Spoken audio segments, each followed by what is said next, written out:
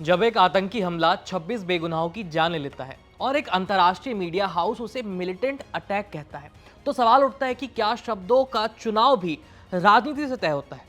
नमस्ते, मेरा नाम है आयुष और आप देख रहे हैं एबीपी लाइव। आज हम बात करेंगे उस विवाद की जिसने भारत और बीबीसी के बीच टकराव को और तेज कर दिया है। पिछले हफ्ते 22 अप्रैल को जम्मू कश्मीर के पहलगाम में एक भीषण आतंकी हमला हुआ। इस टूरिस्ट स्पॉट पर हुए इस हमले में 26 निर्दोष लोगों की मौत हो गई। आतंकवादियों ने लोगों से उनका धर्म पूछा, उनसे कलमा पढ़वाया, जो नहीं पढ़ पाए उन्हें मार दिया। ये हमला न सिर्फ मानवता पर हमला था, बल्कि भारत की सुरक्षा व्यवस्था को खुली चुनौती थी। लेकिन इस घिनौने हमले के बाद ब्रिटेन स्थित मीडिया हाउस बीबीसी ने एक ऐसी हेडलाइन चलाई जिससे लोगों का गुस्सा भड़क उठा। हेडलाइन थी, Pakistan suspends visas for Indians after deadly Kashmir attack on tourists. यानी इस हेडलाइन में कहा गया है कि कश्मीर में पर्यटकों पर जानलेवा हमला होने के बाद पाकिस्तान ने भारतीयों के वीजा पर रोक लगा दी। लेकिन इसमें यह नहीं बताया गया कि हमला आतंकवादियों ने किया था। बीबीसी की इस हेडलाइन से यह भ्रम फैल रहा है कि हमलावर भारत था, जबकि पाकिस्तानी आतंकवादियों ने इस हमले को अंजाम दिया था, जिसके बारे में पूरे आर्टिकल में कहीं जिक्र ही नहीं है। इतना ही नहीं, पहलगाम की इस घटना को बीबीसी ने जानबूझकर आतंकी हमला नहीं लिखा, बल्कि जानलेवा हमला लिखा है।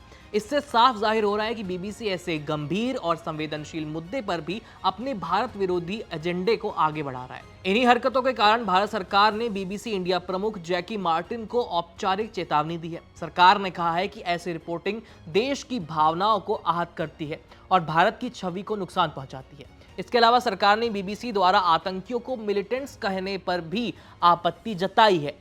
यहाँ एक जरूरी सवाल उठता है कि टेररिस्ट यानी कि आतंकी और मिलिटेंट्स यानी कि उग्रवादियों में क्या फर्क होता है। तो बात करें टेररिस्ट यानी आतंकी की, तो ये वो होते हैं जो नागरिकों को निशाना बनाकर के डर फैलाने की कोशिश करते हैं। इनका उद्देश्य हिंसा के जरिए राजनीतिक या धार्मिक एजेंडा थोपना होता है।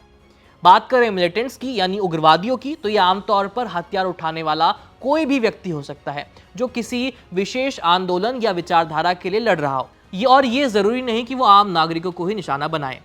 लेकिन जब हमला टूरिस्ट पर होता है, आम नागरिकों पर होता है, तो उसे आतंकी हमला ही कहा जाएगा, ना कि कोई मिलिटेंट मूवमेंट। बीबीसी का यह शब्द चयन भारत के नजरिए से न केवल संवेदनहीन था, बल्कि असलियत को भी तोड़ मरोड़ करके पेश करता है। और आलम तो देखिए कि इतने विरोध होने के बावजूद 5 दिन हो गए हैं और बीबीसी ने अभी तक ये हेडलाइन नहीं बदली है। भारत सरकार ने इस घटना के बाद 16 पाकिस्तानी यूट्यूब चैनल्स को भी ब्लॉक कर दिया है। इन चैनल्स में डॉन, जियो न्यूज, एरे न्यूज, बोल न्यूज जैसे बड़े मीडिया हाउस भी शामिल है। इसके पीछे कारण था इन प्लेटफॉर्म्स द्वारा फैलाया जा रहा झूठा और भड़काऊ कंटेंट, जो भारत की छवि को नुकसान पहुंचाता है। इसके अलावा भारत ने सिंधु जल समझौते को भी सस्पेंड कर दिया है और पाकिस्तान से आए लोगों को 72 घंटे में देश छोड़ने का निर्देश दिया है। भारत की सख्ती के जवाब में पाकिस्तान ने सभी द्विपक्षीय समझौते, यहां तक कि शिमला पैक्ट जो था उसे भी सस्पेंड कर दिया। लाइन ऑफ कंट्रोल पर संघर्ष विराम उल्लंघन की घटनाएं लगातार बढ़ रही हैं। अब वक्त आ गया है कि अंतर्राष्ट्रीय मीडिया भारत के खिलाफ पक्षपातपूर्ण रिपोर्टिंग को बंद कर दे। और सवाल यह है कि क्या हमें शब्दों की लड़ाई को उतनी ही गंभीरता से लेना चाहिए जितनी सीमा पर हो रही लड़ाई को लेना चाहिए।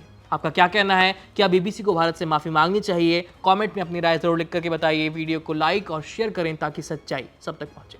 मेरा नाम है आयुष, धन्यवाद।